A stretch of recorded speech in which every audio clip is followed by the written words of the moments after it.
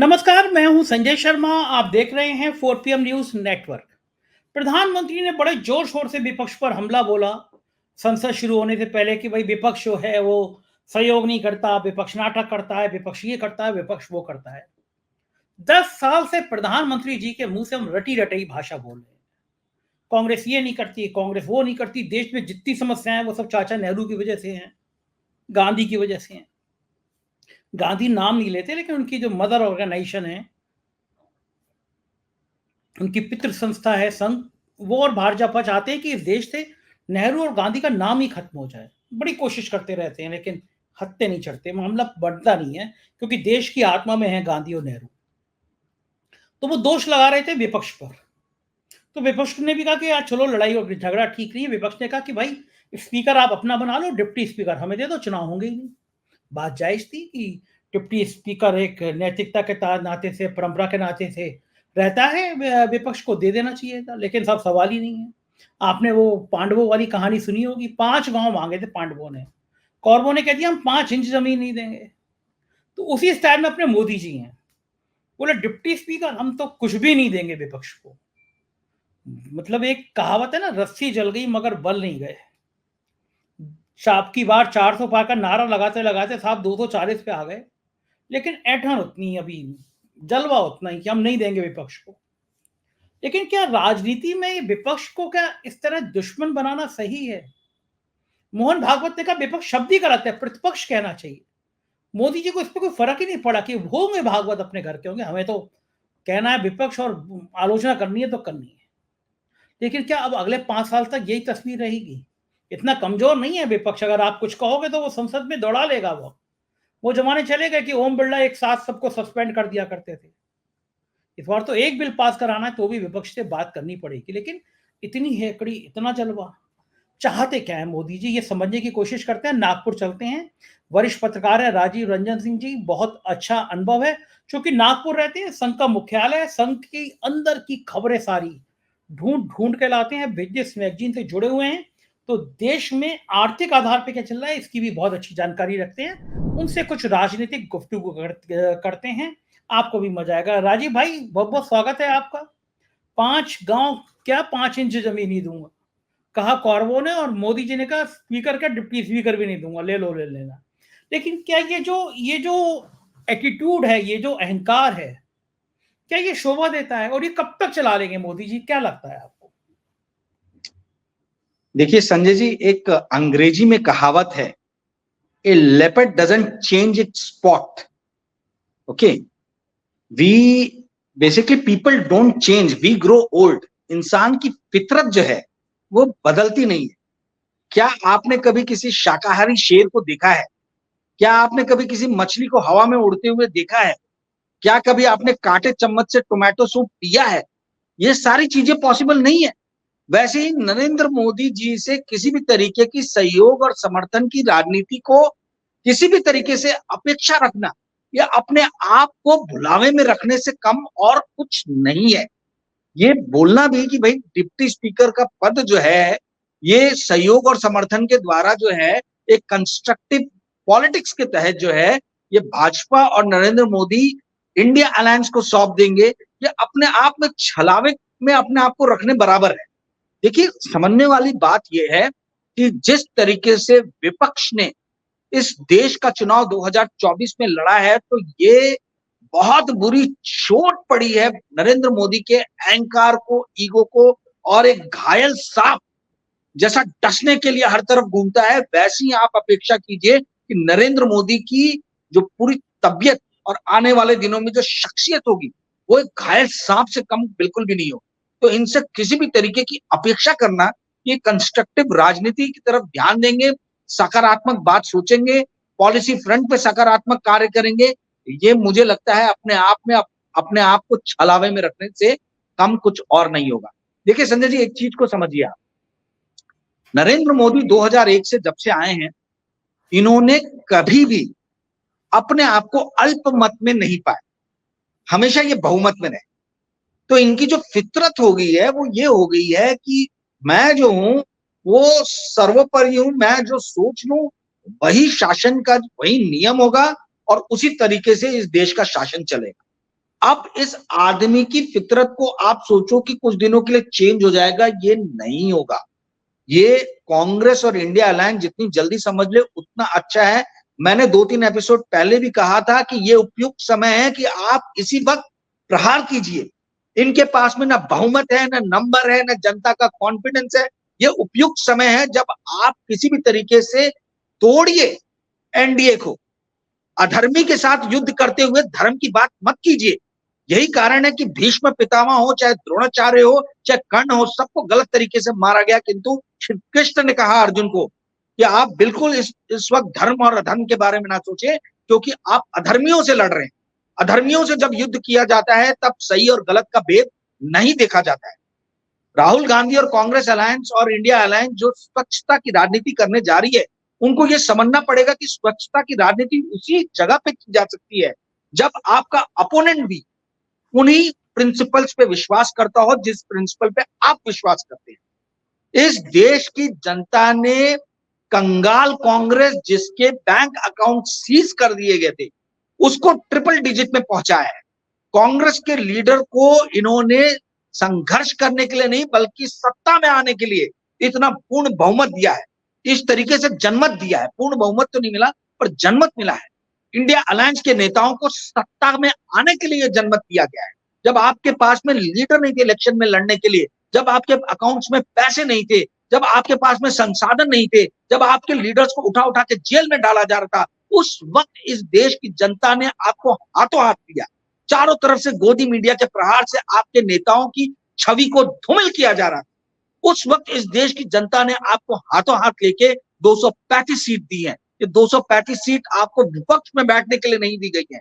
आपका काम बनता है कि जोड़ तोड़ जिस तरीके से जैसे भी पॉसिबल हो आप एनडीए को तोड़िए। जैसे ये तोड़ की राजनीति करते हैं वैसे जोड़ तोड़ की राजनीति आप कीजिए।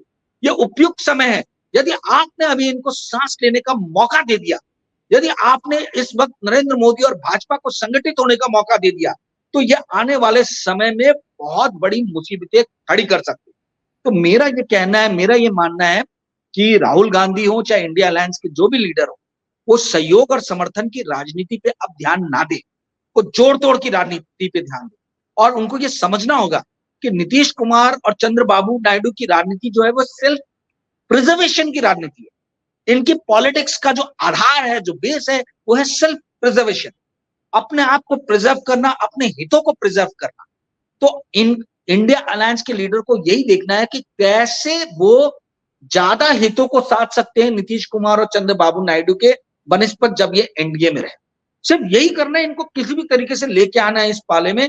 क्योंकि आप ये समझिए संजय जी, आने वाले 3 महीनों में 3 बहुत बड़े राज्यों में चुनाव होने वाले, और यदि इन 3 बड़े राज्यों के चुनाव के पहले ही यदि इंडिया अलायंस ने अपनी सरकार बना ली, तो आप ये समझिए कि आने वाले 4.5 साल तक ये देश एक सुनहरा भविष्य देखेगा, जहां पे समरसता की बात होगी, जहां पे समता की बात होगी, जहां पे सबके लिए इकोनॉमिक न्याय, इकोनॉमिक जस्ट सोसाइटी क्रिएट करने की बात होगी।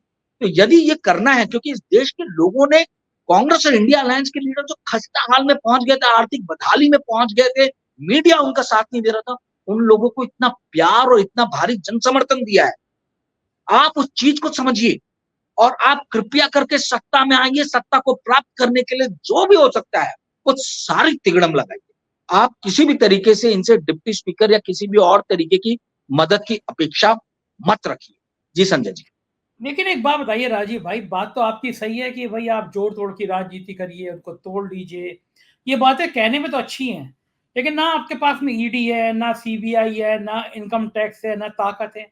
ये सब करेंगे कैसे? वो भी राहुल गांधी थोड़ी आइडियलिज्म की ना राजनीति करते हैं, आदर्शवादिता की बात करते हैं, और ना भी करें वो, तो कौन सी ताकत है या कौन सी चीज है जिससे ये तोड़ लेंगे एनडीए को? वहां जहां बीजेपी है वहां पे अभी भी बहुमत है बीजेपी का, इतनी 240 एमपी हैं, नरेंद्र मोदी जैसा पर्सनालिटी है। तो ये कल्पना करना थोड़ा ज्यादा नहीं हो जाएगा कि भैया एनडीए भी तोड़ सकती है इंडिया गठबंधन? इतनी ताकत आ गई इंडिया गठबंधन में कि चलो एनडीए को तोड़ लो, ये कुछ ज्यादा हो जाएगा ना? बिल्कुल ज्यादा नहीं, मैं वही बोल रहा हूं। ये अपनी शक्ति और ताकत को पहचान नहीं पा रहे इंडिया अलायंस। ये जो इनको समर्थन, भारी जन समर्थन मिला है, जो इनको सीटें मिली हैं, ये उस ताकत को नहीं समझ पा रहे हैं। वही ताकत को मैं समझाना चाहता हूं। देखिए आप इस बात को समझिए, नीतीश कुमार की क्या रिक्वायरमेंट्स है, वो क्या चाहते हैं। नीतीश कुमार बिहार में अपनी सत्ता स्थापित करना चाहते हैं। नीतीश कुमार चाहते हैं कि मेरा 20 साल तक मैं मुख्यमंत्री रहा हूं, मेरा अब एलिवेशन होना चाहिए। तो क्या नरेंद्र मोदी किसी भी तरीके का एलिवेशन नीतीश कुमार को प्रोवाइड कर रहे हैं? वो नहीं कर रहे। आप ये सोचिए कि दुश्मन क्या दे रहा है। क्या भारतीय जनता पार्टी नीतीश कुमार को कुछ ऐसी चीजें दे रहा है जो इंडिया अलायंस नहीं दे सकता? इंडिया अलायंस के पास में देने के लिए बहुत कुछ है, बहुत कुछ है। पहली चीज। दूसरी चीज, आप तेलुगु देशम को देखिए। तेलुगु देशम को कोई जरूरत नहीं है आंध्रा में भारतीय जनता पार्टी की। उनकी सिर्फ और सिर्फ एक रिक्वायरमेंट है कि उनके प्रदेश के ऊपर में बहुत ज्यादा डेट है। They want hand holding of central government.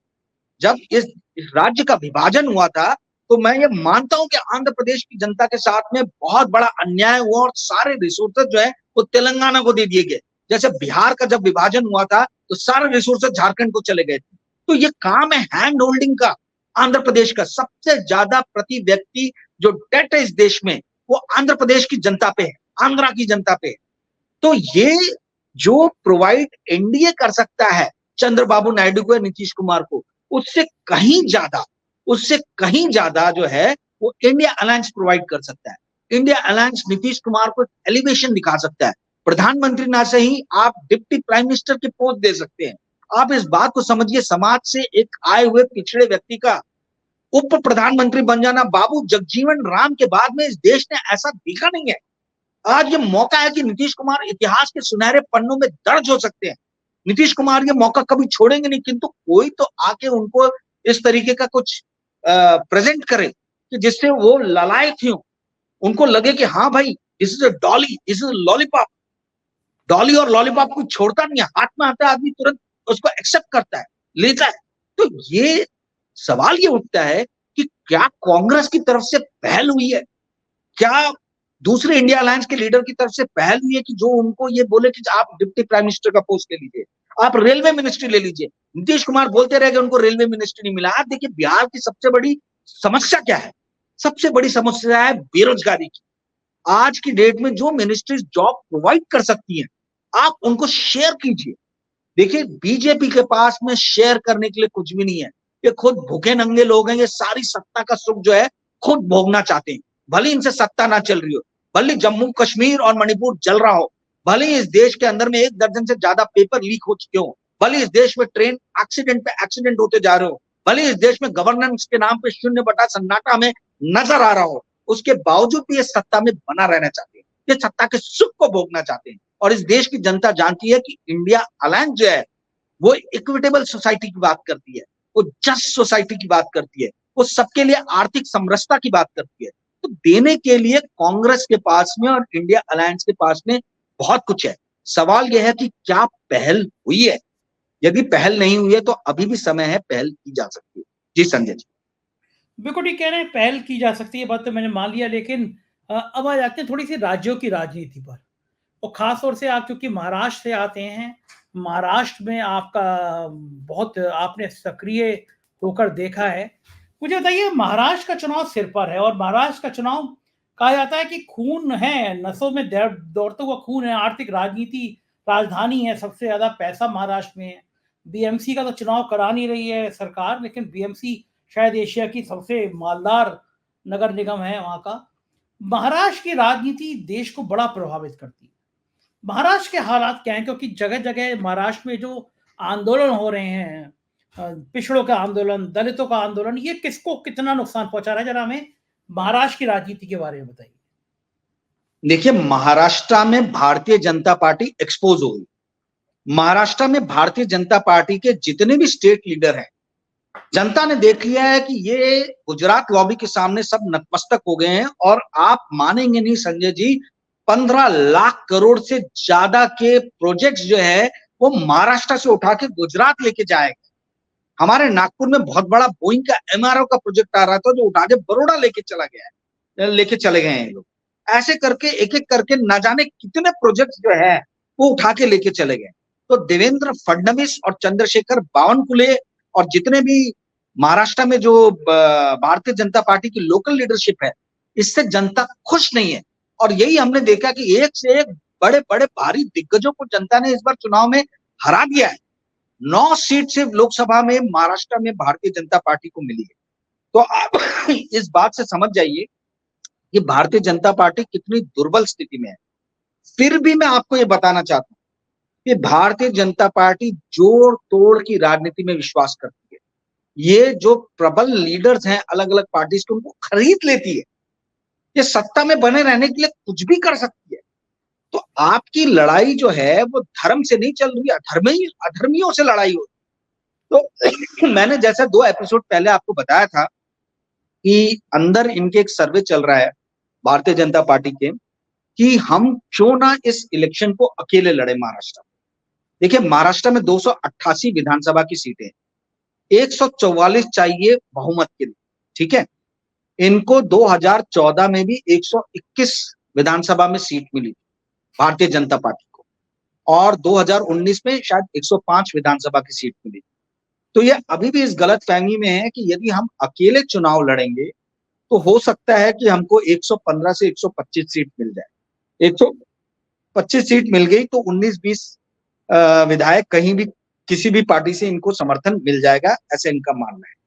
अब ये चीज में जो सबसे बड़ा रोड़ा है वो है जो चीफ मिनिस्टर हैं महाराष्ट्र के, इनकी शिंदे जी की पार्टी को 8 लोकसभा सांसद जो है वो उनके पास में। यदि ये किसी भी तरीके से घोषणा करते हैं कि हम अकेले चुनाव में जाएंगे तो ये 8 लोकसभा सांसदों को तो एक खो देंगे, और यही इंडिया अलायंस के लिए अपॉर्चुनिटी है। यही अपॉर्चुनिटी, इंडिया अलायंस को ऐसी अपॉर्चुनिटी स्पॉट करनी है। मैं आपको अंदर की बात बता रहा हूं, मुझे मालूम नहीं इस चीज को कांग्रेस या इंडिया अलायंस के लोग कितना इसका फायदा उठाते हैं। भारतीय जनता पार्टी सोच रही है कि वो अकेले इस इलेक्शन में लड़ने के लिए जाए, परंतु सबसे बड़ा जो रोड़ा आ रहा है वो यही आ रहा है कि यदि हम खुद से इलेक्शन लड़ने गए और शिंदे जी को हमने मझधार में छोड़ दिया, अजीत पवार के बारे में तो सोच भी नहीं रहे। अजीत पवार आज की डेट में इनके लिए गॉन केस है, मतलब वो खुद लड़ना चाहे खुद लड़े, आना चाहे आए, जो भी है भारतीय जनता पार्टी उसका टिटवा जो है अजीत पवार का इनके हाथ में है। पर प्रॉब्लम है शिंदे प्रॉब्लम इसलिए क्योंकि उसके पास में 8 लोकसभा की सीट है।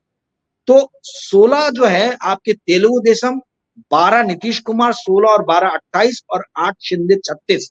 अगर आप 291 जो इनका एनडीए का नंबर है उससे 36 यदि आप निकाल दो, और 2 जो है वो आपके लोकदल वाले उत्तर प्रदेश के जो है उनका भी अगर निकाल ले चौधरी जी का, तो आप ये समझिए कि 16 और 12 28 और 36 और 2 38 सीट 291 में से माइनस कर लीजिए, तुरंत ये गवर्नमेंट अल्पमत में आ जाए। तो अब जो ट्रिकी पार्ट है वो यही है कि शिंदे को कैसे मैनेज किया जाए, और कैसे भारतीय जनता पार्टी जो है वो या तो खुद लड़े या सीट शेयरिंग पे वो 170 से 180 सीट जो है वो भारतीय जनता पार्टी अपने पास रखना चाह रही है। और वो ये स्ट्राइक रेट पकड़ रही है कि हम 80 का स्ट्राइक रेट तो कर ही लेंगे, यानी 180 सीट पे लड़ती है तो 180 का 20% 36, 180 में से 36 निकाल दीजिए, यानी 144 ही चाहिए। तो ये भारतीय जनता पार्टी के अंदर का अर्थमेटिक है, जो इनके अंदर बात चल रही है वो मैंने बताया। अब इंडिया अलायंस जो है वो किस तरीके से अपनी स्ट्रैटेजी बनाती है, देखिए मेरा खुद का अनुभव है। मैं बताता हूं, इस देश का सबसे अच्छा मुख्यमंत्री जब कोरोना काल चल रहा था उस टाइम में उद्धव ठाकरे थे। वो आदमी से ज्यादा बैलेंस्ड माइंड, काम माइंड का इंसान नहीं है। इतना बीमार होने के बावजूद भी उस आदमी ने इतने अच्छे रूप से कोरोना के टाइम में महाराष्ट्र को रन किया। बाहर उत्तर प्रदेश में आप देखिए लाशें गंगा में तैर रही थी, हमारे महाराष्ट्र में ये चीज नहीं हो रहा था। महाराष्ट्र में रिपोर्टिंग हो रही थी, भले लोग मर रहे थे पर रिपोर्टिंग हो रही थी, और ज्यादा से ज्यादा जितनी जल्दी सुविधाएं मुहैया कराई जा सके उस पर ध्यान दिया जाता। तो इस महाराष्ट्र की जनता ने, राज्य की जनता ने ठान लिया है, कांग्रेस पार्टी ने ठान लिया है, शरद पवार जी ने ठान लिया है कि उद्धव ठाकरे को फिर से मुख्यमंत्री बनाएंगे। और जिस तरीके से उद्धव ठाकरे ने इस राज्य का सुशासन किया था, संचालन किया था, अक्टूबर के बाद हमको फिर वही देखने को मिलेगा। आने वाले दिनों में मैं बताना चाहता हूं, पूरी कांग्रेस और पूरी शरद पवार की पार्टी शिवसेना के साथ में मिलके निस्तनाबूद कर देगी महायुति को, जिस तरीके से लोकसभा के चुनाव में किया है। सिर्फ इनको किसी भी तरीके से ढीलापन जो रहता है, जो एक कामनेस जो आ जाती है, कॉम्प्लेसेंसी जो आ जाती है, वो नहीं आनी चाहिए। उसी चीज के लिए राहुल गांधी को स्टिमुलेट करना पड़ेगा अपने कार्यकर्ताओं को महाराष्ट्र में। बहुत कम लोग इस देश में जानते हैं कि जो कांग्रेस के अध्यक्ष हैं महाराष्ट्र में, ठीक है, वो एकमेव लीडर ऐसे हैं जो नरेंद्र मोदी के मुंह पे इस्तीफा मार के आए थे, ठीक है। तो ये बहुत कम लोग जानते हैं। कांग्रेस मतलब ऐसे दिलेर डेरिंगबाज लोगों के हाथ में जो है, वो आज की डेट में जो है कांग्रेस की कमान जो है महाराष्ट्र में बहुत सशक्त हाथों में।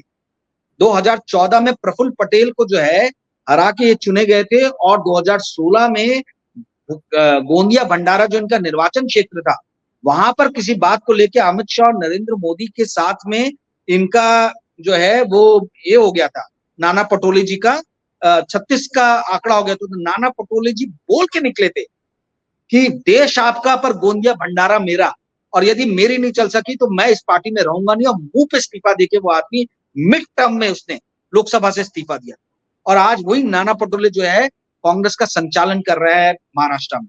तो बहुत अच्छी टीम है, उद्धव ठाकरे का लीडरशिप है, शरद पवार जी का गाइडेंस है। सबको मालूम है कि फाइनल से जो है वो पितामह का रहेगा, शरद पवार जी का रहेगा। तो ये सारी चीजों से जो है भारतीय जनता पार्टी बहुत बौखलाई हुई है, घबराई हुई है। भारतीय जनता पार्टी के जो बड़े लीडर है देवेंद्र फडणवीस, उनके बारे में बहुत बुरा बुरा लोग बोल रहे हैं महाराष्ट्र में, क्योंकि महाराष्ट्र के लोगों को समझ में आ गया कि देवेंद्र फडणवीस ने गुजरात लॉबी के सामने कंप्लीटली सरेंडर कर दिया था। और जब महाराष्ट्र के प्रोजेक्ट उठा उठा के गुजरात लेके जाए जा रहे थे, उस टाइम में देवेंद्र फडणवीस मौन ही बाबा बन गए थे और मौन व्रत धारण कर दिया। तो आने वाला समय मुझे लग रहा है कि महाराष्ट्र का चुनाव जो है वो इस देश की दशा और दिशा को निर्धारित करेगा।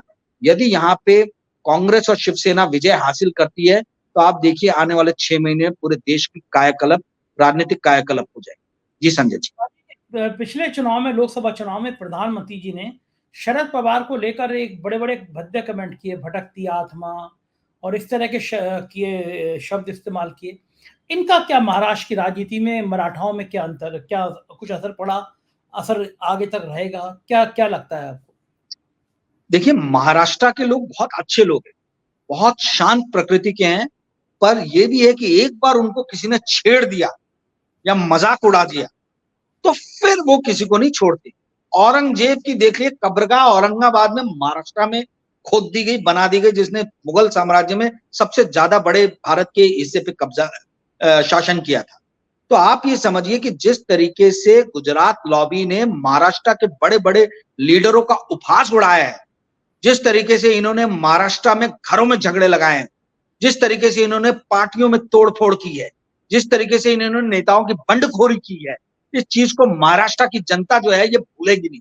और आने दीजिए अक्टूबर, महाराष्ट्र की जनता जो है इनको ऐसा सबक सिखाएगी कि जो प्यार से 121 सीट दिया था आज से 10 साल पहले, अगर इनको 21 सीट भी मिल जाए तो ये अपने आप को बहुत सौभाग्यशाली समझे। आपको मैं आज बता रहा हूं, यदि ये मोमेंटम, जो लोकसभा का मोमेंटम कांग्रेस ने बना के रखा था और शिवसेना ने, शरद पवार जी ने, ये तीनों ने यदि वही मोमेंटम बना के रखा और उसी तरीके से अपने कार्यकर्ताओं के अंदर में उत्साह का सृजन किया, तो मैं आज आपको बता रहा हूं कि पूरी तरीके से जो है महायुति का सुपड़ा साफ हो जाएगा। सिर्फ एक ही चीज ध्यान रखने की जरूरत है कि राहुल गांधी और प्रियंका गांधी को अगले 3 महीने सारी चीजें छोड़ के अपना पूरा जो फोकस है वो महाराष्ट्र और हरियाणा, ये 2 राज्यों में अपना पूरा का पूरा फोकस केंद्रित कर देना है। यदि ये महाराष्ट्र और हरियाणा कांग्रेस के स्ट्रैटेजिस्ट निकाल सके किसी भी तरीके से भारतीय जनता पार्टी के चुंगल से, तो आप ये समझ जाइए कि आने वाले दिनों में जिस तरीके से उपहास उड़ाया गया था पिछले दिनों में, उस पूरे उपहास का बदला जो है महाराष्ट्रियन मराठा लीडर्स का, वो पूरा एक एक हिसाब यहाँ की जनता लेगी। आप सड़कों पे निकल के लोगों से बात कीजिए, लोग ये बात करते हैं, लोग ये बात बोलते हैं, लोग ये चिढ़ते हैं कि गुजरात से आके 2-3 लोग क्या हमारे भविष्य का निर्माण करेंगे। हम भारत के अंदर में सबसे ज्यादा जीडीपी क्रिएट करने वाला जो है वो स्टेट महाराष्ट्र है, तो महाराष्ट्र क्या गुजरातियों के डोल पे चला जाएगा? क्या उनकी जो दया और कृपा के ऊपर में क्या महाराष्ट्रियन लोग जो है अपने फ्यूचर को रख देंगे? क्या महाराष्ट्रियन लोगों का अपना स्वाभिमान नहीं है? मराठा लोग और महाराष्ट्र के लोगों के स्वाभिमान को जो ठेस पहुंचाया पिछले 10 साल में गुजरात लॉबी ने, उसका पूरा हिसाब किताब होगा। एक आखिरी सवाल राजीव जी, जो आप पार्लियामेंट में प्राइम मिनिस्टर की जो भाव-भंगिमा देख रहे हैं, उसकी शैली देख रहे हैं, क्या लगता है कि प्राइम मिनिस्टर पे कुछ प्रभाव पड़ा है नतीजों का या नहीं? देखिए, प्रधानमंत्री बहुत ज्यादा प्रेशर में है, और जब आदमी बहुत ज्यादा प्रेशर में रहता है तो वो ओवर एक्टिंग करने लगता है। वो दिखाना शुरू करता है कि भाई मेरे ऊपर कोई प्रेशर नहीं, तो ज्यादा हंसेगा, ज्यादा उसके बॉडी लैंग्वेज से ऐसा दिखाएगा कि बहुत कॉन्फिडेंस से ओत-प्रोत है। ठीक है, वही चीज हमको आज की डेट में प्रधानमंत्री जी के साथ में दिख रहा है। देखिए, अब तो जूते चप्पल चलने लग गए काफिले पे। आने आने वाले दिनों में देखिए क्या क्या होता है। ये हमने 10 साल पहले सोचा था कि भैया जूते चप्पल आपके काफिलों पे चलेंगे, वो भी आपके संसदीय क्षेत्र में। ये इनकी सत्ता शुरू हुई थी 2014 में, आरंभ हुई थी मुसलमानों को जो है निंदा करने से, उनका आर्थिक रूप से जो है बॉयकॉट करने से। ये इनका शासनकाल शुरू हुआ था, और आज ये कहां पे आ गए हैं? हिंदुओं के बॉयकॉट की बात कर रहे हैं, अयोध्या की बॉयकॉट की बात कर रहे हैं। ये जो अखिलेश यादव जी ने और जो राहुल गांधी जी ने जो अपने साथ में प्रसाद जी को बैठाया, अवधेश प्रसाद जी को संसद के पहले सीट पे, पहले बेंच पे, वो अपने आप में बहुत बड़ा प्रतीकात्मक, आप समझिए वो एक रेवोल्यूशन टाइप जो चीज है वो इन्होंने शो की है। और नरेंद्र मोदी उसी चीज से घबरा रहे हैं, क्योंकि नरेंद्र मोदी अभी तक पिछड़ों की राजनीति करके जो है अपनी किस्मत को चमका रहे थे। वो ऐसा दिखा रहे थे कि वो पिछड़ों के परोधा है, उनसे बड़ा पिछड़ों का कोई लीडर नहीं है।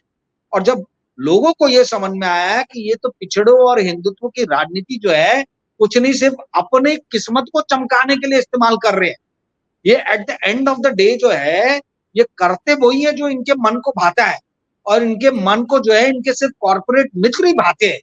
तो ये 5 साल के लिए शासन में आके सिर्फ कॉर्पोरेट की आगे जो है, ये कॉर्पोरेट की ही ये नीतियां बनाएंगे। तो अब लोगों का मोहभंग हो रहा है, और ये मोहभंग जो है ये बहुत जल्दी आपको परिलक्षित होगा लोगों के आचार विचार में। जैसे मैंने कहा कि अब तो जूते चप्पल चलने लगे, लोगों को समझ में आ गया कि ये आदमी सत्ता का लोभी है। ये वो नहीं है जो कहता था कि मैं झूला लेके आया हूं और झूला लेके चला जाऊंगा। इसको हटाना पड़ेगा, इसको बताना पड़ेगा कि भाई आप हमारा कॉन्फिडेंस खो चुके हैं। कितनी बेशर्मी के साथ 370 सीटों की बात करते थे, और 240 आने पे भी जो है चिहाड़ चिहाड़ के बोलते कि प्रधानमंत्री तो मैं ही बनूंगा। भारतीय जनता पार्टी की संसदीय दल की बैठक नहीं होने दी। एनडीए की बैठक होने के पहले ही अपने दो जो है लेफ्ट हैंड और राइट हैंड जो किकमैन है ना, जो इनके साइडमैन हैं, अमित शाह और आपके जेपी नड्डा जी, उनको बुला के टीवी के सामने, गोदी मीडिया के सामने अनाउंस कर दिया इलेक्शन की वोटिंग हो रही है, काउंटिंग हो रही है, और इन्हें अनाउंस कर दिया कि मैं प्रधानमंत्री हूं। तो आप ये समझ जाइए कि ये सारी जो चीजें हैं ये देश की जनता को जागृत कर रही हैं कि अभी आने वाले दिनों में जो है इनको राज्यों के चुनाव में बुरी तरीके से हराना, और उसके बाद ही ये मानेंगे। मेरा ऐसा मानना है कि अब उपयुक्त समय है, सही समय है, इंडिया अलायंस के लीडर जोड़ तोड़ की राजनीति शुरू करें। ये डिमांड है इस समय की। जी संजय जी। बिल्कुल ठीक है। बहुत-बहुत शुक्रिया राजीव भाई, इतनी बढ़िया-बढ़िया बातें करने के लिए, समय देने के लिए। आभार। ये थे राजीव जी, और हम लोग बात कर रहे थे कि देश की राजनीति की दिशा और दशा क्या होने जा रही है। मुझको यकीन है ये चर्चा आपको पसंद आई होगी। अपनी राय से अवगत कराइएगा। चैनल को जॉइन कीजिएगा, सब्सक्राइब करिएगा। बहुत-बहुत शुक्रिया। Thank you.